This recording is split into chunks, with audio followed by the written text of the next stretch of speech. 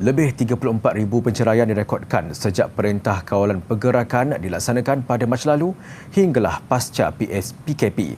Antara faktor penyumbang ialah masalah kewangan tempias daripada pandemik COVID-19. Maka perbalahan dan keganasan rumah tangga pula menjadi ruang untuk melepaskan tekanan, seterusnya menyumbang kepada keretakan rumah tangga. Tahun 2020 yang dinanti-nantikan membawa 1,000 harapan.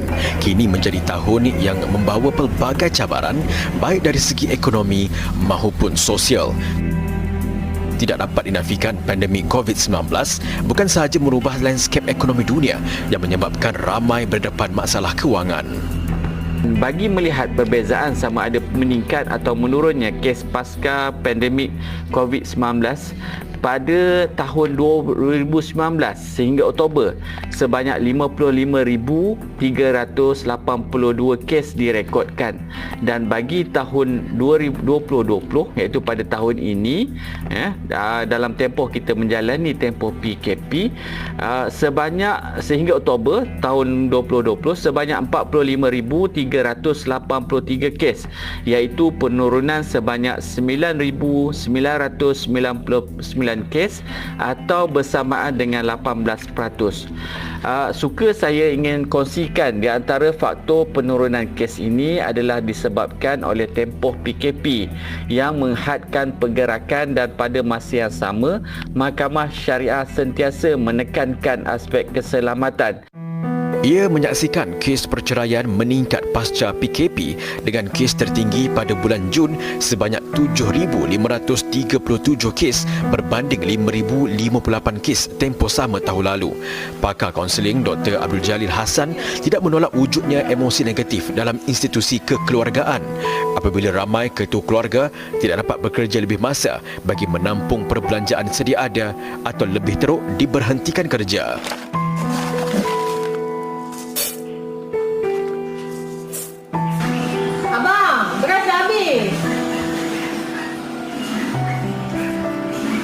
Dan ini menimbulkan perasaan takut, panik, marah dan pelbagai emosi negatif yang lain yang sekiranya tidak dikawal akan menyebabkan isu-isu yang lebih serius dalam kehidupan kita. Kesan emosi kognitif dan juga tingkah laku ini boleh memberi kesan pada individu itu sendiri ataupun keluarganya, isteri, anak-anak dan lain-lain. Misal contoh, bila emosi marah yang tidak dapat dikawal, dilepaskan kemarahan kepada anak-anak, dilepaskan kemarahan pada isteri, dan akhirnya menyebabkan suasana dalam keluarga itu menjadi tegang. Bang? Bang? Abang, cantik tak handbag ni? Awak banyak benda lagi aku nak bayar ni, kau tahu? Orang tanya je, kau nak beli pun. Mendepani cabaran ini, penting buat pasangan suami isteri membuat pengurusan semula kewangan masing-masing. Terdapat platform seperti agensi kaunseling dan pengurusan kredit AKPK bagi membantu urusan bebanan hutang mengikut kemampuan. Sebagai contohnya, kita tengok kalau kita sebelum ni membayar kad kredit, for example, kita membayar kad kredit RM550 sebulan. Jadi mungkin pembayaran itu agak besar pada kita, terutama sekali apabila kita tidak lagi bekerja.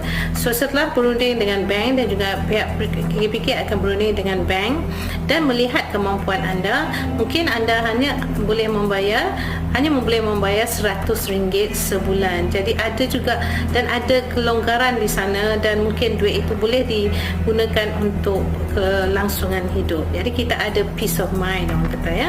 Selain itu, pengurusan kewangan melalui AKPK juga dapat mengelakkan seseorang individu itu dikenakan tindakan undang-undang yang boleh mengakibatkan muflis. 4 penuntut sebuah institusi pengajian tinggi di Alur Gajah, Melaka didakwa di Mahkamah Majistret Aikro kerana memiliki dadah jenis kanabis setahun lalu. Bagaimanapun, kesemua tertuduh mengaku tidak salah selepas pertuduhan dibacakan di hadapan Majistret Norina Maludin. Nurul Amira Abdullah 23 tahun, Iman Batrisya Syamsul Kamar 21, Ahmad Yasir Bahrin 21 dan Muhammad Al-Amin Abdul Aziz 21 tahun didakwa memiliki dadah jenis kanabis seberat 0.16 gram pada 4.15 petang 18 April 2016 di sebuah pangsapuri di Jalan Pelanduk Putih, Aikro. Mereka didakwa mengikut Seksyen 6 Akta Dadah Berbahaya 1952 yang dibaca bersama Seksyen 34 Kanun Keseksaan. Magistrate Norina membenarkan kesemua tertuduh diikat jamin RM1,700 setiap seorang. 12 Mei ditetapkan untuk sebutan semula kes.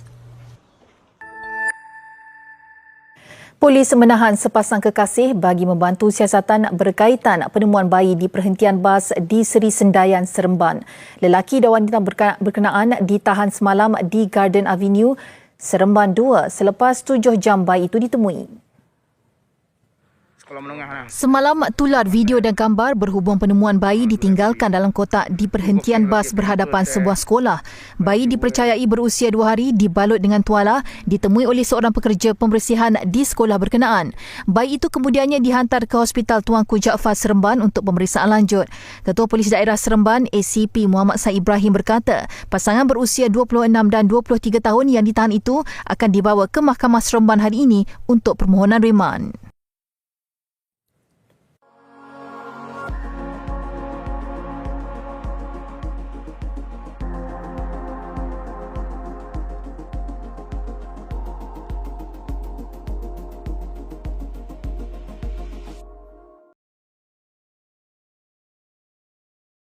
Bismillahirrahmanirrahim. Assalamualaikum warahmatullahi wabarakatuh. Tajuk forum pada hari ini ialah pergaulan bebas. Sebelum saya memperkenalkan barisan ahli panel, kita sedia maklum bahawa pergaulan bebas di negara kita semakin berleluasa. Pergaulan bebas adalah salah satu bentuk perilaku menyimpang di mana bebas yang dimasukkan ialah melebihi batas-batas norma yang ada. Pengertian pergaulan bebas adalah merupakan proses interaksi antara satu sama lain. Pengertian bebas adalah terlepas dari kewajipan, aturan, tuntutan, nilai agama dan nilai kesusilaan. Pengertian pergaulan bebas dari segi agama adalah proses bergaul dengan orang lain tetapi melepasi ikatan batasan pergaulan. Di dalam surah An-Nur ayat 30 hingga 31 yang bermaksud hendaknya kita menerima pandangan dan pergaulan, memberi makna batas dan pergaulan bebas. Saya ingin memperkenalkan panel pertama iaitu Muhammad Nazirul Mubin bin Muhammad Nasri dan panel kedua ialah Muhammad Rishad Hilmi bin Ahmad Azman dan panel ketiga ialah Wan Muhammad Alif Syakirin bin Wan Ahmad Kamal. Saya ingin bertanya kepada panel pertama berkaitan punca-punca terjadinya pergaulan bebas di negara kita. Terdapat beberapa faktor atau penyebab berlakunya pergaulan bebas di kalangan remaja masa kini. Faktor yang paling utama dalam permasalahan ini adalah disebabkan tekanan di rumah daripada ibu bapa yang menyebabkan anak mencari teman di luar untuk berseronok. Hal ini tidak dapat dinafikan dengan era yang semakin mencabar. Ini pelbagai tekanan yang berpunca daripada keluarga di rumah merupakan faktor yang paling utama. Masalah keluarga yang tidak kesudahan menyebabkan si anak mencari teman di luar untuk berseronok. Namun si anak tidak menyedari bahawa teman yang dipilih mampu menjerumuskan dirinya ke kancah pergaulan bebas. Faktor yang seterusnya ialah kurang pengetahuan agama dan moral yang mantap akan menjadikan daya pertimbangan golongan remaja tidak waras selalu gagal dalam membezakan mana intan dan mana satu kaca serta hitam putih sesuatu yang ada dalam dunia ini. Pada zaman ini, terdapat ibu bapa yang kurang menerapkan nilai-nilai agama dalam diri anak-anak mereka. Terdapat segelintir ibu bapa yang lebih mementingkan ilmu duniawi berbanding ilmu agama untuk anak-anaknya. Mereka sanggup habis wang beratus-ratus ringgit dalam masa sebulan bagi memastikan anak-anak mereka dapat mengikuti tuition yang terbaik. Namun begitu, terdapat juga ibu bapa yang telah menghantar anak-anak ke sekolah aliran agama tetapi anak-anak ini berubah pergaulan mereka sebaik saja melakukan pelajaran ke institusi pengajian tinggi. Mengapakah hal ini berlaku? Hal ini adalah kerana para remaja ini tidak berusaha menerapkan nilai-nilai agama yang telah dipelajari dalam diri masing-masing ketika berada di sekolah menengah ataupun sekolah rendah. Hal ini menyebabkan mereka mudah sahaja terlibat dengan pergaulan bebas. Di samping itu, terdapat juga faktor lain yang menyebabkan para remaja ini terlibat dengan pergaulan bebas, iaitu kemajuan tinggi. Kemajuan teknologi pada zaman ini telah memudahkan masyarakat umumnya menonton berbagai genre cerita yang ditayangkan di pawagam televisyen maupun internet. Kebanyakan filem dan drama ditayangkan memamerkan pergaulan bebas antara lelaki dan perempuan yang tiada batasnya, terutama dalam filem-filem dari negara barat. Filem-filem ini bukan sahaja memaparkan pergaulan bebas antara lelaki dan perempuan, malah turut memaparkan pelakon yang tidak mematuhi etika berpakaian bagi umat Islam. Filem dan drama seperti ini turut diterbitkan oleh segelintir pengarah-pengarah di Malaysia. Filem-filem yang merupakan kisah bosia, mak rempit dan sebagainya banyak mempengaruhi remaja masa ini untuk terlibat dalam pergaulan bebas. Sayang seribu kali sayang. Remaja yang merupakan pelopor yang bakal memegang pucuk pemerintahan negara dan diharapkan akan menarjui negara kita ke arah kemajuan masih tersadai di lembah petaka sosial kerana menonton filem-filem ditayangkan dari barat. Terima kasih panel pertama. Rumusan yang boleh kita katakan daripada punca-punca berlakunya pergaulan bebas adalah tekanan keluarga, kurang pengetahuan agama dan kemajuan teknologi. Seterusnya kita ingin bertanya kepada panel kedua berkaitan bentuk-bentuk pergaulan bebas. Assalamualaikum warahmatullahi wabarakatuh. Terima kasih Tuan Moderator kerana telah menunjukkan soalan yang sangat bagus kepada saya. Pada pendapat saya, terdapat pelbagai bentuk pergaulan bebas yang berlaku di dalam negara kita. Di antaranya ialah melakukan kegiatan seks bebas di dalam kalangan remaja. Hal tersebut berlaku kerana pergaulan sosial di antara kaum lelaki dan kaum wanita tanpa batasan. Selain itu, perasaan ingin tahu yang tinggi di dalam diri remaja turut menjadi asbab kenaikan peratusan kes kegiatan seks luar nikah di dalam kalangan remaja. Seterusnya, bentuk pergaulan bebas yang dapat dikesan pada hari ini ialah penyalahgunaan dadah.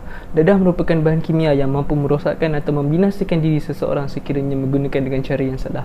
Kebanyakan remaja yang melakukan kesalahan ini, mereka menggunakan dadah sebagai alasan untuk mereka menghilangkan stres dan tekanan dari hidup. Di samping itu, kita juga boleh temui bentuk pergaulan bebas di dalam negara ini seperti gemar mengikuti pesta yang tak ada manfaat. Remaja pada zaman ini sering mengalami tekanan perasaan kerana kerja yang banyak dan kurang masa untuk menghiburkan dan menenangkan diri sendiri.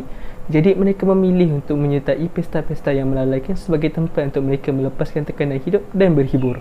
Akhir sekali, bentuk pergaulan bebas yang sering menjadi topik bualan ialah tidak menghormati ibu bapa.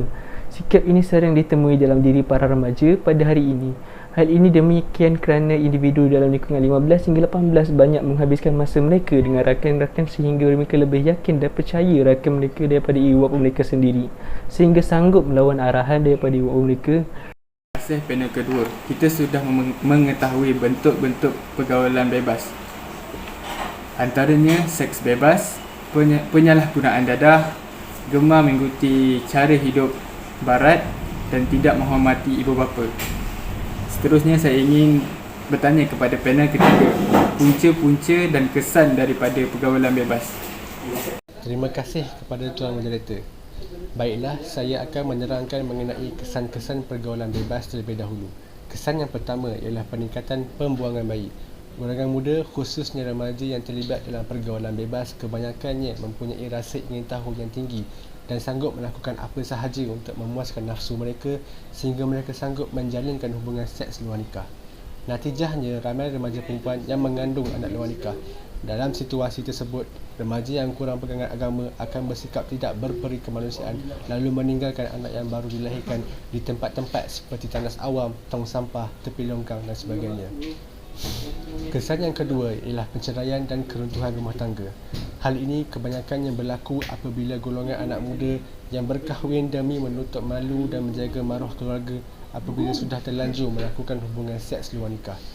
Hal ini sekaligus akan menyebabkan pembinaan rumah tangga menjadi tidak stabil kerana mereka kurang matang dan mempunyai pegangan agama yang lemah.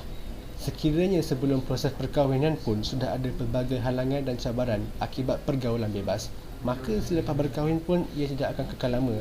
Institusi keluarga akan mudah hancur walaupun hanya disebabkan oleh perkara kecil. Hal ini dapat kita lihat berlaku pada zaman ini di mana statistik perceraian di Malaysia kian hari semakin meningkat. Kesan yang ketiga ialah tersebarnya penyakit-penyakit yang boleh membawa maut. Terdapat pelbagai penyakit yang lahir disebabkan hubungan bebas di antara lelaki dan wanita, tidak kiralah mental maupun fizikal. Antara penyakit tersebut ialah AIDS, HIV dan STD. Penyakit ini boleh membawa maut dan ubatnya masih belum ditemui sehingga ke hari ini. Kesan yang terakhir ialah keruntuhan akhlak. Masalah ini kebanyakannya dapat kita lihat berlaku kepada remaja kerana sikap ibu bapa yang mengambil mudah terhadap peribadi dan sahsiat anak mereka. Akibat daripada pergaulan anak-anak yang terlalu bebas, mereka mudah sahaja berkawan dengan individu-individu yang tidak dikenali. Para remaja masa ini amat terdedah kepada kumpulan-kumpulan yang tidak baik seperti kumpulan mak rempit, gangster dan sebagainya. Hal ini menyebabkan golongan remaja ini berubah sikap dan keluar kawan mereka. Terdapat ramai remaja yang terlibat dengan kumpulan yang tidak berfaedah. Ini sudah berani melawan kata ibu bapa mereka, terutamanya apabila ditegur. Mereka akan memberontak dan memarahi ibu bapa sekiranya kemauan mereka tidak dituruti. Malah tidak kurang juga ada anak-anak yang sudah berani mencuri wang ibu bapa sendiri untuk keperluan yang tidak berfaedah. Dalam konteks yang sama, ibu-ibu remaja yang masih lembek menyebabkan mereka mudah dipengaruhi oleh anasir-anasir jahat sehingga mereka gagal dalam membezakan baik dan buruk sebelum melakukan sesuatu. Bagi langkah-langkah mengatasi pergaulan bebas pula, yang pertama, kita perlulah menjaga hubungan berkualiti di antara remaja, keluarga dan guru. Remaja perlu mengimbangkan keperluan emosi diri seperti perasaan ingin tahu dan kehendak untuk berpasangan dengan matlamat hidup, contohnya menanam hasrat untuk berjaya dalam pelajaran dan mencapai cita-cita yang disemat sejak kecil. Oleh yang demikian, remaja amat memerlukan hubungan yang berkualiti dan dipercayai dengan ahli keluarga dan guru-guru. Apabila hubungan tersebut dapat disemat, maka remaja akan memilih untuk berkongsi setiap suka-dukanya serta tidak memerlukan individu lain bagi mengisi kekosongan emosinya. Cara yang kedua pula ialah kawalan terhadap media sosial. Aspek ini memerlukan kerjasama yang padu di antara remaja sendiri, keluarga, sekolah, masyarakat serta pentadbiran negara. Seperti yang diketahui dunia, tanpa sepadan pada hari ini menyebabkan semua maklumat yang tidak ditapis mampu sampai kepada pengetahuan remaja. Nilai etika, moral, budaya serta ideologi perlu ditapis sendiri oleh remaja, sedangkan pengetahuan mereka adalah terbatas dan kemahuan untuk meneroka perkara-perkara baru adalah sangat tinggi. Oleh yang demikian, kawalan terhadap maklumat yang boleh diakses oleh remaja perlu dijaga. Sebagai ibu bapa dan guru, peranan sebagai individu yang terdekat dengan remaja perlu digunakan sebaik mungkin untuk menerapkan kesedaran remaja untuk menjauhi portal-portal media yang memberi pengaruh negatif kepada fikiran dan emosi. Cara yang ketiga adalah dengan memilih rakan sebaya yang baik. Rakan sebaya yang baik akan mengajak serta mempengaruhi remaja ke arah perkara-perkara yang berfaedah. Namun begitu, rakan sebaya yang juga terlibat dalam masalah sosial sering berjaya mempengaruhi rakan yang lain kerana usia yang hampir sama membolehkan kepercayaan diperoleh dengan mudah. Rakan sebaya yang berkongsi masalah yang sama menyebabkan remaja merasakan rakan adalah orang yang paling memahami dirinya dan mengetahui jalan penyelesaian terbaik. Sedangkan tidak semuanya berkeadaan begitu. Itu sahaja daripada saya. Sekian, terima kasih. Terima kasih panel ketiga. Kesan daripada pergaulan bebas adalah pembuangan bayi dan keretakan rumah tangga. Dan cara untuk mengatasi pergaulan bebas adalah mewujudkan rakan sebaya untuk membimbing antara satu sama lain, dan cara lainnya ialah mendekatkan diri dengan Allah. Kesimpulan daripada forum ini, pergaulan bebas memberi banyak kesan buruk berbanding dengan kebaikan. Sebenarnya, usaha yang komprehensif dan proaktif untuk membenterah pergaulan bebas ini boleh direalisasikan. Oleh hal yang demikian, semua pihak terutamanya ibu bapa, sekolah dan malah kerajaan sendiri perlulah mengambil inisiatif untuk bersesuaian untuk membenteras gaulan bebas ini daripada semakin berleluasa. Sekian, terima kasih. Assalamualaikum warahmatullahi wabarakatuh.